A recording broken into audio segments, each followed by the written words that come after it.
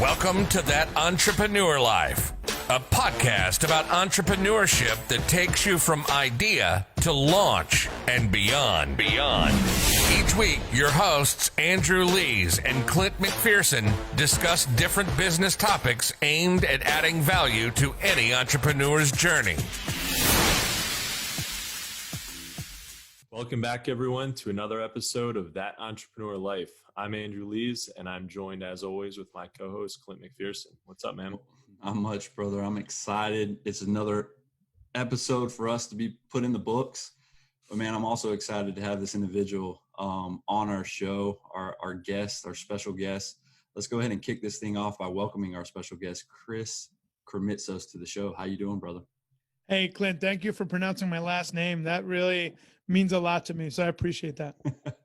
I took the time. I paid attention, right? Even if I butchered it, I paid attention. You right? really did, so thank you. No doubt. I had to practice it a couple times myself and kind of write it out phonetically or whatever that is to, however it seems like it should appear in my head. So, well, it means a lot. It means a lot. It gets butchered pretty much on every other podcast, so it's nice to hear perfectly said.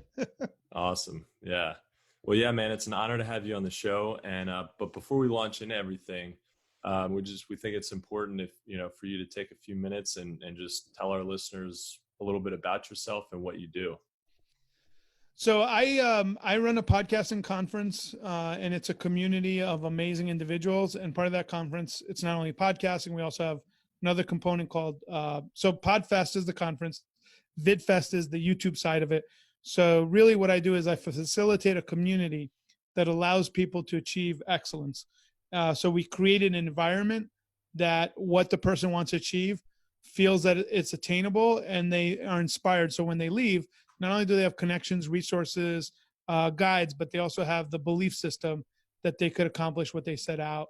And then I also wrote a book called Start Ugly. So year round, I travel the country, different conferences promoting mine. And then I'll do some consulting on the side. And then I have a book that I created that helps people get started. So I'm big on people getting out of their own way. A lot of times they'll say perfectionism or procrastination is what's keeping them. But really what keeps them from doing something is fear. And Start Ugly is about putting the fear away and being okay with starting ugly and perfecting as you go. So I'm a conduit for change. Anything I do, that's the underlying message or value. I love that. Yeah, just kind of shaking it up and getting people outside of their comfort zones. Absolutely. Yeah. Very cool. I mean, Chris, I was able to experience a lot of that while at Podfest 2020.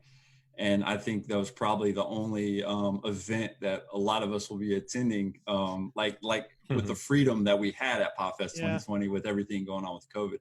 But man, while I was there, I heard about the Vidfest. I didn't know too much about that because I was there specifically for Podfest. But I can personally vouch for individuals who describe you as a change maker, right? Seeing you on stage and getting that team of podcasters from everything that you can think about in one room, and then having breakout sessions. I mean, from you being a motivator, a catalyst for change and inspiration, man. Can you take us back to where your journey actually started and what it is about being a difference maker that you're actually passionate about, brother? So I grew up as a serial entrepreneur. So Robert Kiyosaki wrote the book, Rich Dad, Poor Dad. I had poor dad and rich uncles, and they were both goat herders in Greece. They were all literally, I'm not making that up. They were like goat herders. So then they came to this country and 3-4 of them made millions and then 2 did not. And my dad was one of the 2. So I was trying to figure out what happened here. Yeah. What's the difference? My dad was the best educated. That's another thing that was interesting. He had an engineering degree, very smart man, actually genius level smart mathematician. Okay. No joke on that. Right now, my dad's got Parkinson's. He's at the final stages where his brain's not sharp and he's still beating us at cards because his brain is that sharp, literally mathematician, genius level. Okay. What I realized early on is my uncles were, because they weren't as well educated, they were hungry for the entrepreneurship lifestyle and they were willing to sacrifice a lot more to get what they wanted in the restaurant industry. So I just had this love for entrepreneurship early on and understood it took sacrifice and, you had to put in your time. So as a 12, 13-year-old, I would sell candy in school. That's when I first learned about government regulations, because I almost got suspended by the principal because I was competing with what the school was providing. I also learned about competition because this other kid saw me making money. So he had his dad drive him to the price club, and he had cheaper prices than me. But I still had a loyal base of customers still bought for me the same thing for more money, which was unfathomable in my mind. I'm like, the guy has the same kind of bubble gum that I have, but you'd rather spend $1 for me while he has it for 50 cents. They're like, yeah, you've been good to us. So I learned about loyalty and Customer service. Customer service. Right. So there was something that they liked. I was shocked. I thought I'd be out of business, but I just kept going. So I learned a lot there. And then in my late 20s, I did really well. I was always good with business, but I'd made a lot of money, and I sold about 6 houses that I had moved in Florida. And I did that because I wanted to relocate, and I didn't know the Tampa Bay area where I live really well. So I said, hey, I'm going to rent for the first time. Imagine being in your late 20s, no one would rent to you because on the rental references, you said that you owned your house before that. They're like, that's not possible. 20-year-olds don't own their own houses. Before that, I lived with my parents, right? So they're like, where's your rental references? I'm like, I don't have any. So I had to I am the reference. Yeah, unfortunately, but I had to figure out how to get a reference, and I don't like lying. So I stayed at a friend's house for a night, and I had them write a reference because I like being congruent. It's a big thing for me. So long story short, I wound up staying at this place, and I had a lot of money and time, and I had this little apartment I lived in. So I spent 6 months in my late 20s kind of figuring out how I wanted to live out my life. So I call it my period of standing in the silence. So I literally went for walks every day asking one question: what would fulfill me if I were to live a life that was full of meaning for me? And I know that almost everybody comes to this conclusion. I wanted to help other people. So that was number one value. Number two was I was really good at connecting people. So I'm like a connector. I've connected people that have been married to each other like multiple times. Not playing matchmaker. Without telling them, I'll connect them. I've connected business partners. So I'm really good at connecting.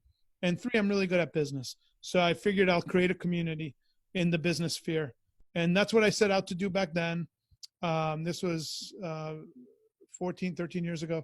And we created a community of local business owners. And then I always loved technology and like what we're doing here, podcasting and YouTube.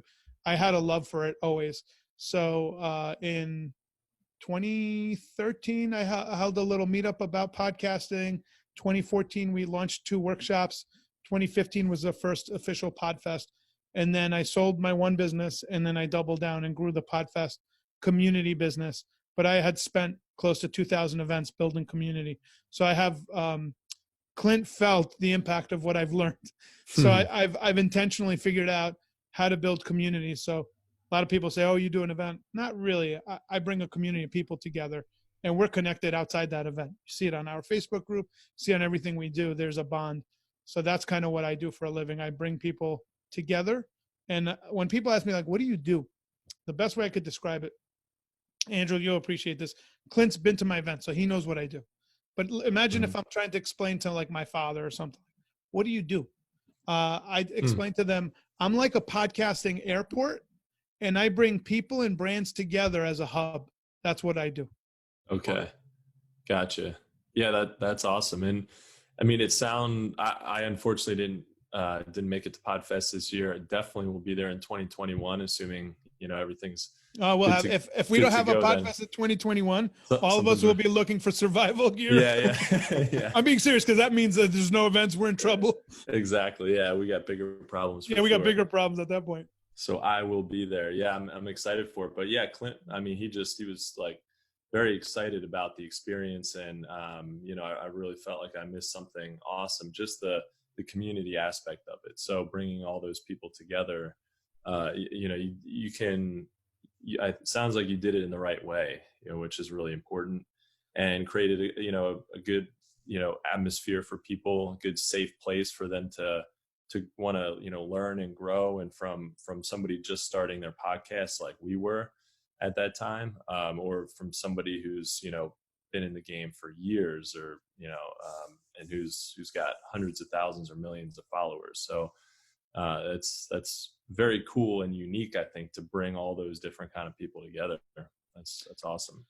Yeah, listen, it's designed intentionally for as many collisions as we can. So we actually will look at the schematic of how we design the event, so collisions happen from the moment you show up.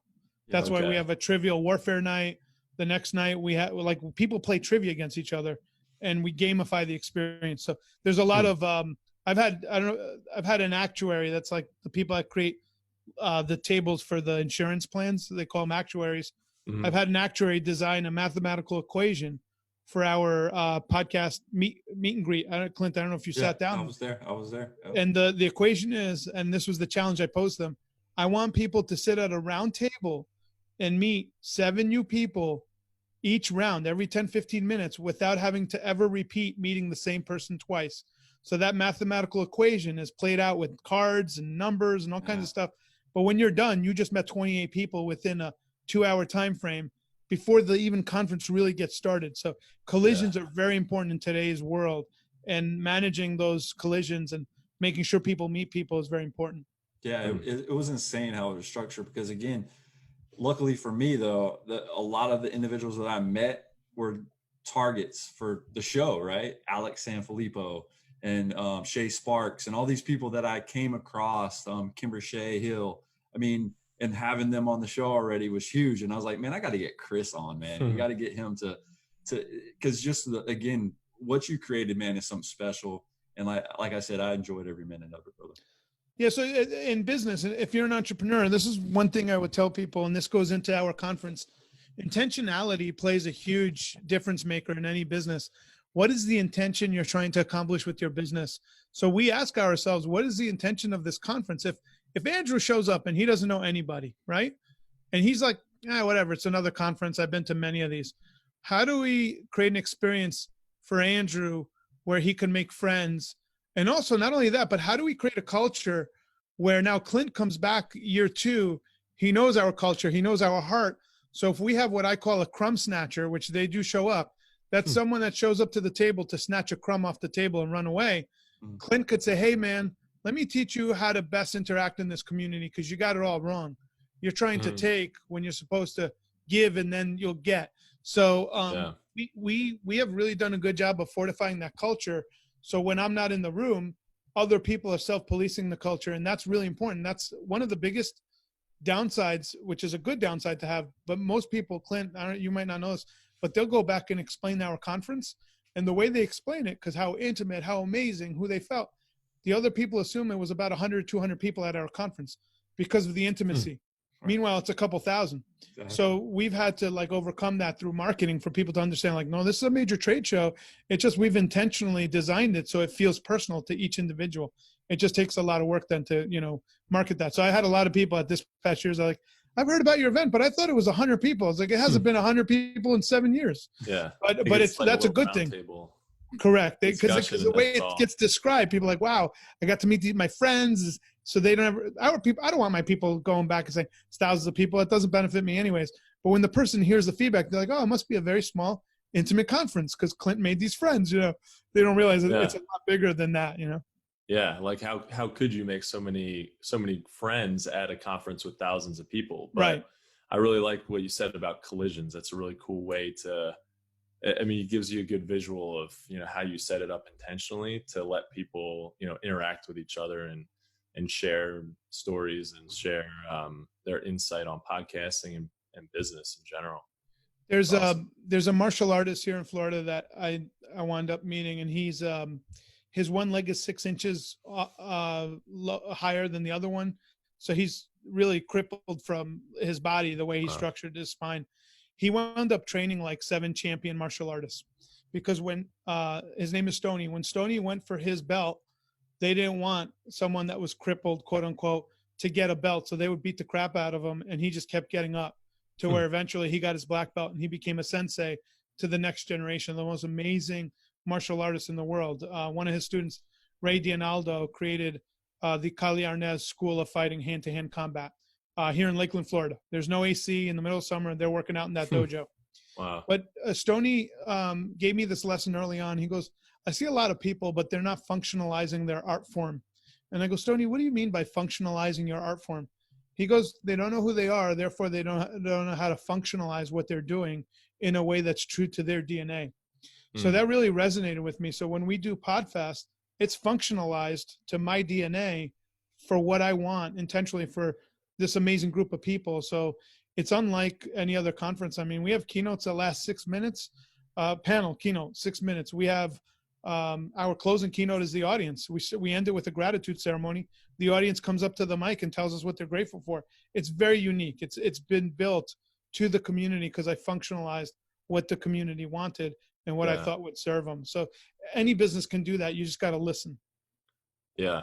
Yeah. And if you're very clear on what your mission is and what you want to offer people, I think that probably, once you have that clarity, I feel like it's so much easier to really dig in and really, create a business or, create an event around that, because it just comes through. If you're just not sure, you're wavering, you're all over the place.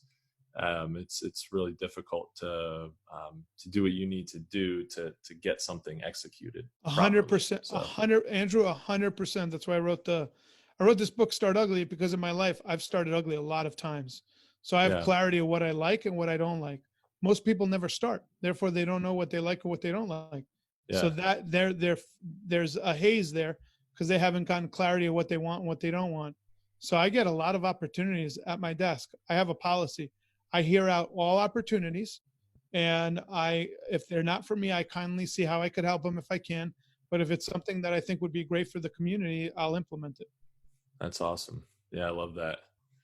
Well, so I want to talk a little bit about business or future-proofing business. So especially with what's been going on the last few months with quarantine, a lot of people are kind of scratching their heads trying to figure out how to future-proof their business. What are a couple ways, that new and seasoned entrepreneurs can future-proof their business? And, what do you think about that? So I literally just had my first event this afternoon, a power lunch with a group of friends and entrepreneurs outdoors. We're in Tampa, so we could meet outdoors. And we actually talked about this very thing. And it seems like the entrepreneurs that are connecting with other people have already adjusted to the new norm. Mm-hmm. And what I mean by that, the entrepreneurs that are on these podcasts or that have a mastermind group or a group of peers that they could talk to have already started adjusting and are ready for growth, or at least plateau, which is a positive because a lot of things went backwards. So the first thing you want to do is look at human behavior and see how you're serving people. So I got very fortunate in that luck broke my way, and that Podfest was the last event of its kind, probably in the country for foreseeable future, right? Exactly. Until, I don't know, we'll see what happens. Until the next one. In the maybe possibly, right? That is a possibility. Right. So I got lucky, but also at the same time, what did I do? I did a virtual summit and we tested it. We did a 3-day ramp time. We marketed it, and we had 874 people opt in on a warm list. Now we're actually working with the Guinness Book of World Records to do the largest virtual event podcasting in the summertime. And we want to break records. So it's like, that's a huge opportunity for me because people, as you guys know, are still home. They're going to be home probably till September.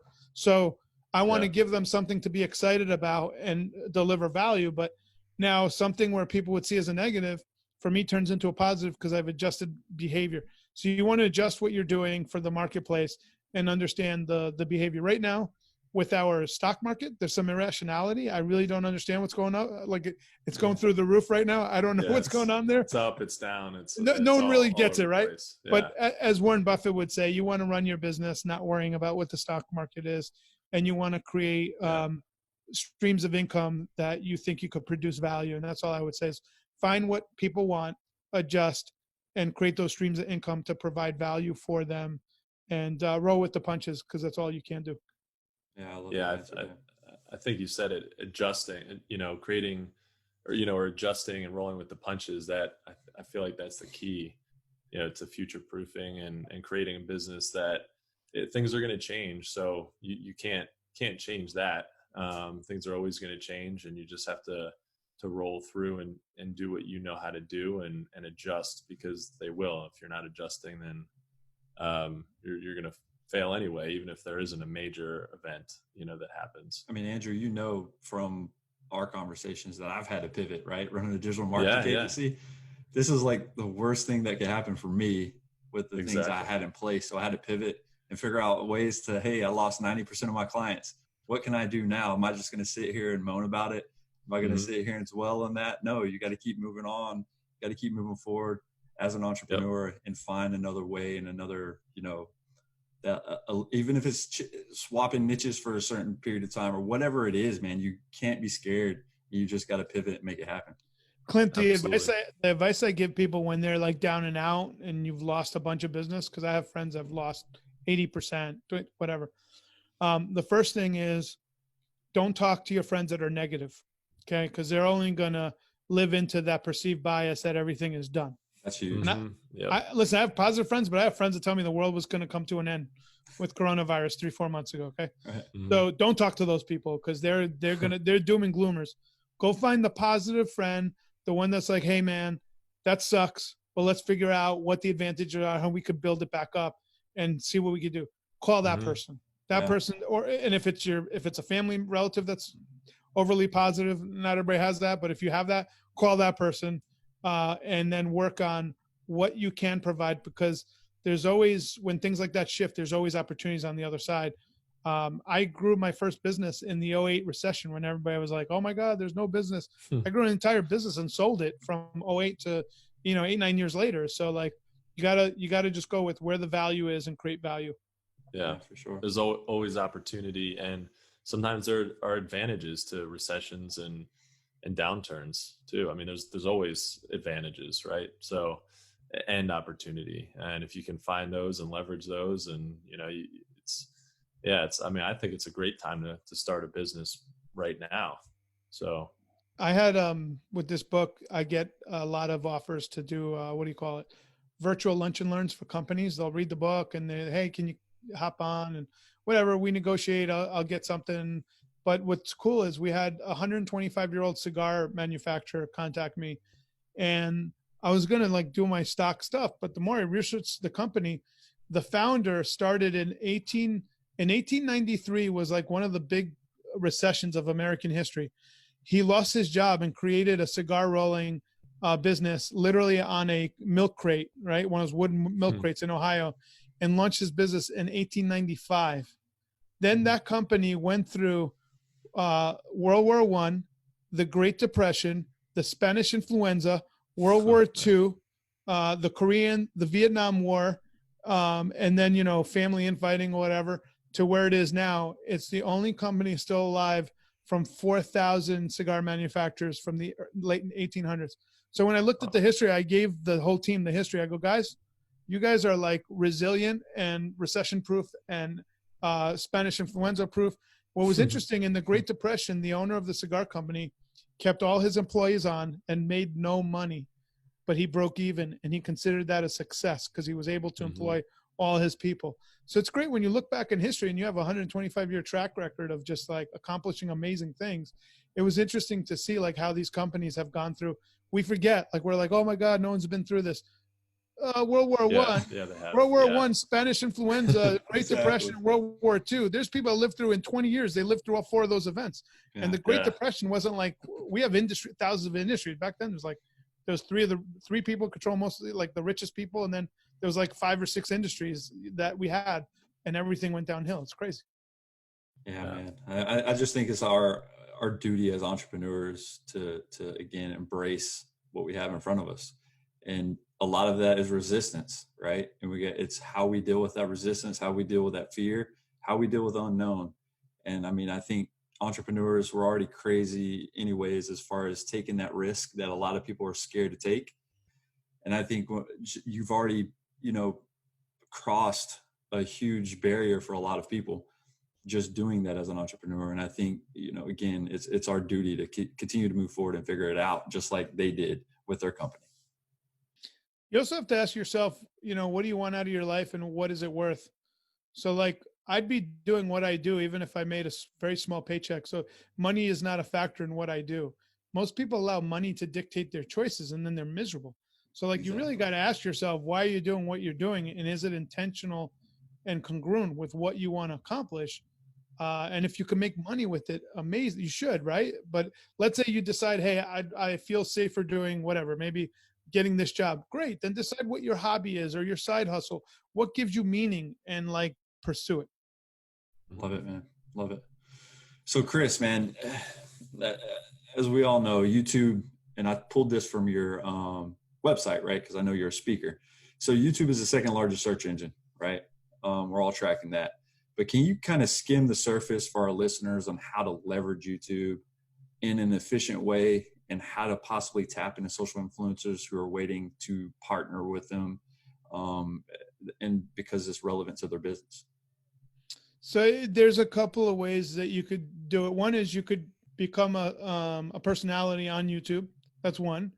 You could become a subject matter expert. I mean, YouTube is investing a lot of money in how-to information. So if you tag your video how-to, it's going to get cataloged in their search algorithm because they want more how-to information. For sure. Some people don't have the resources to do a whole slew of well-edited videos. I'm a big proponent of then figure out what it is that you do, create one amazing video, and then advertise it on YouTube ads because they're very cheap. You could get for a penny a click. You could get thousands of impressions. It's a very easy algorithm. If you want to leverage social influencers, you got to look at Social Blade. It kind of tells you a letter grade on the social influencers. And then there's tools like I think it's a Social IQ or Aspire IQ. There's tools where you could actually put ads on YouTube channels and market through those YouTube channels and advertise.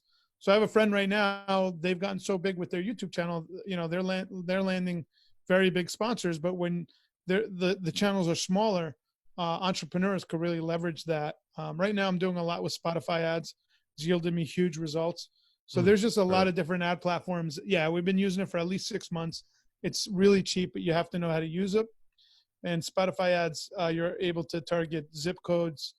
What I love about Spotify ads, you're able to target people's moods, which I've never seen before. So I could target people while they're thinking, while they're exercising. I could target them while they're celebrating holidays, milestones, studying.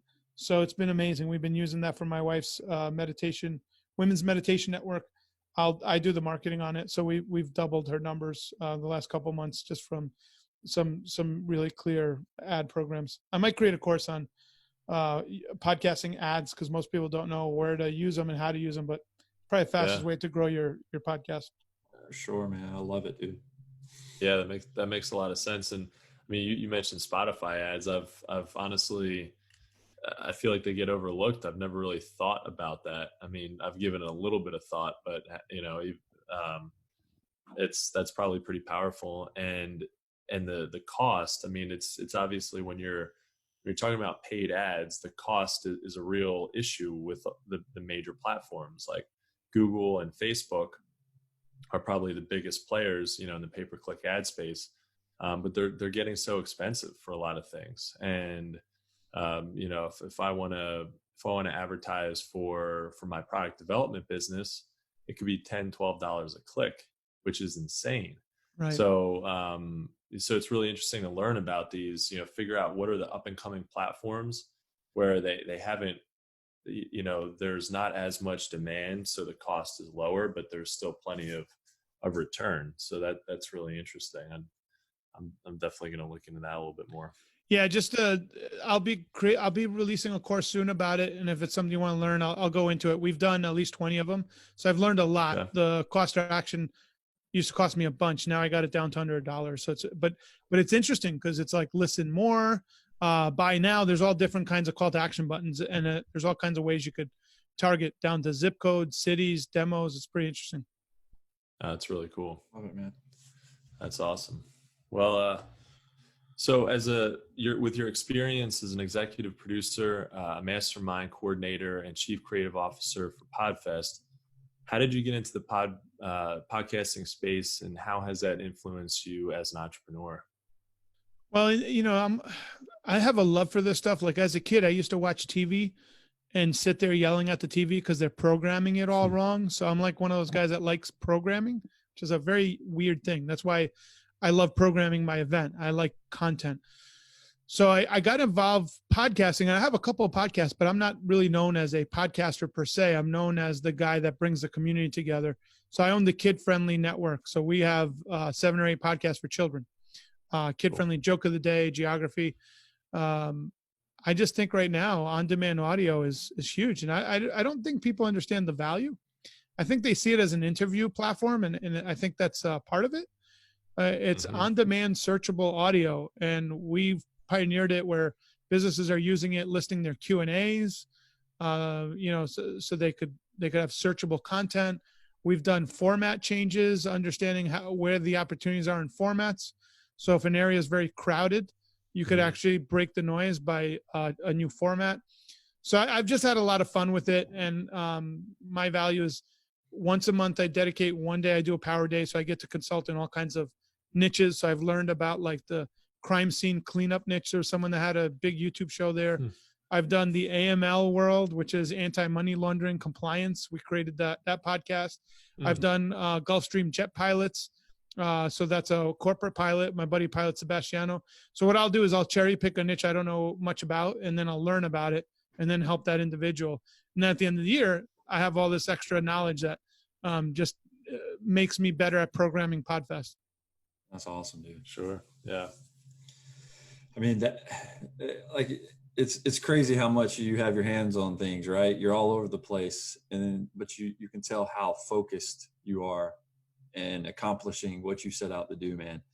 And so with that said, though, through your entrepreneurial journey and what you've came across from the highs and lows that you've experienced so far, what has been the most difficult thing about being an entrepreneur?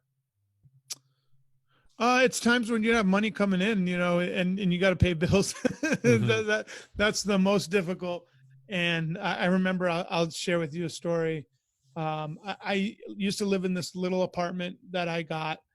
And I remember I was down to my last dollar, literally dollar, not like when people say I'm down to, I'm talking like physical, like I had change in my pocket. No credit card, no credit. Nothing to leverage. And nothing. Everything's leveraged. Right. Everything's on the line, so to speak. Right. And I went to the grocery store, and all I could afford was, I was like, oh, let me eat healthy. So I bought a pack of whole wheat pasta, and I boiled it and I made it. And then I had nothing to flavor it. I didn't have money for sauce. So I had orange marmalade. So I'm like, you know what?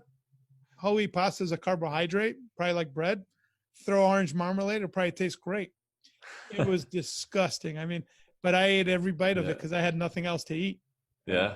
Then I called up my friend Barb, and I said to her, what do I do? She goes, have you ever thought about sending out an email so people could buy a ticket to an event? I was doing a lot of stuff for free. And I was like, you think that'll help? She goes, you think? And I was like, oh, let me do that. So I went to my computer. I sent out an email. All of a sudden, I started selling tickets. So that kind of started my promotions of like, I was selling myself short. I didn't value what I was putting out there. Yeah. And that was a huge lesson for me. And for me, because I'm congruent with my intention, it's a weird thing, but money shows up when I least expect it, especially when I needed it back then. So I never gave myself the option to quit. So unlike a lot of entrepreneurs, I never looked at like, man, if I just get a job and then I'll come, I only got jobs if it was like, it helped me learn something, a skill that helped me be a better entrepreneur. So I was very focused. I always burned that bridge. So I don't have a resume. I don't know what it's like making one. It's very, I'm like an entrepreneur since I was 13 years old. So it's like in my DNA. Yeah, I hear you. I think it's, you kind of have to, in a way, you kind of have to burn that bridge. It really is always there for you as a backup. You can get a job if you were really desperate. But the point is that you should, I think as an entrepreneur, you can always lean back on something that, your core values and you can really dig deep and figure out ways to monetize what you do.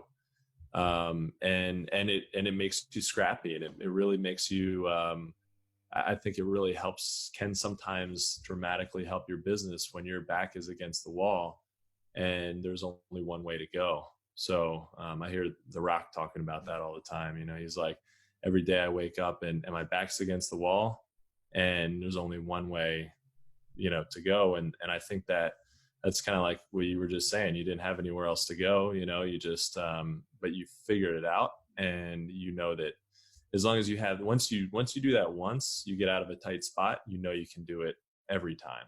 So I think that's really important. And I love that.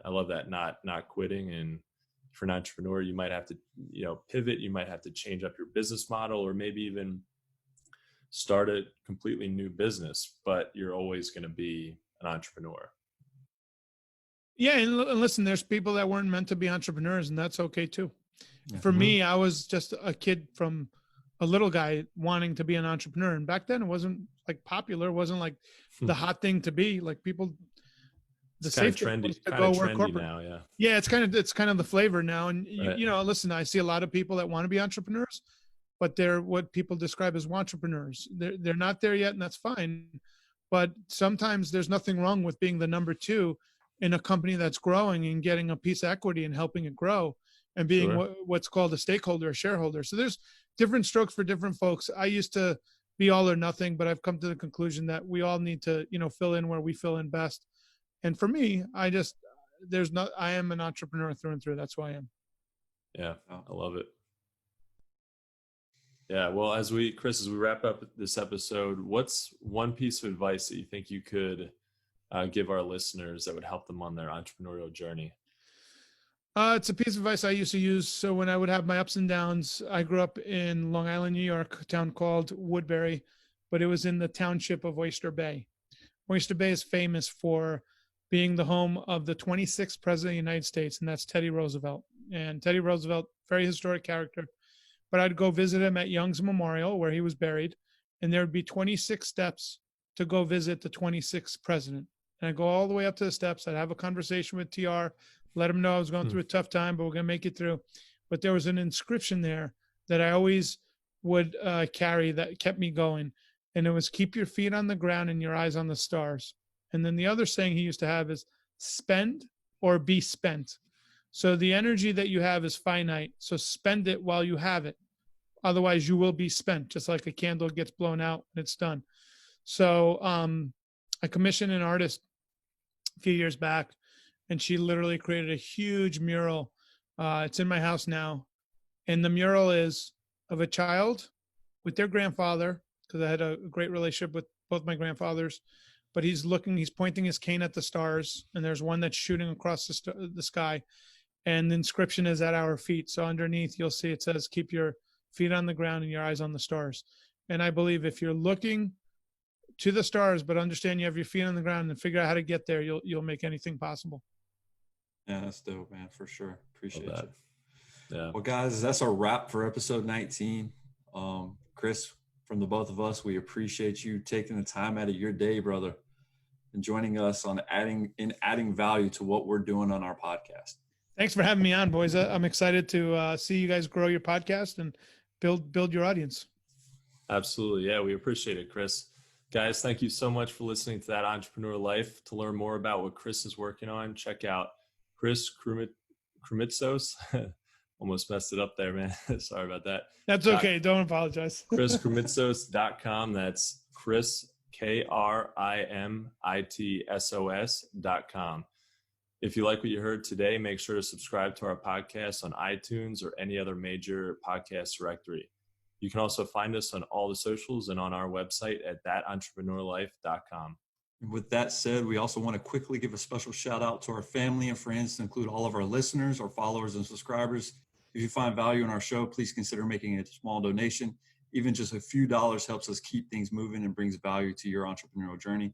Thanks for continuing to support what we do as entrepreneurs. And don't forget, guys, to join us next week for another episode of That Entrepreneur Life. Thanks for listening to That Entrepreneur Life podcast.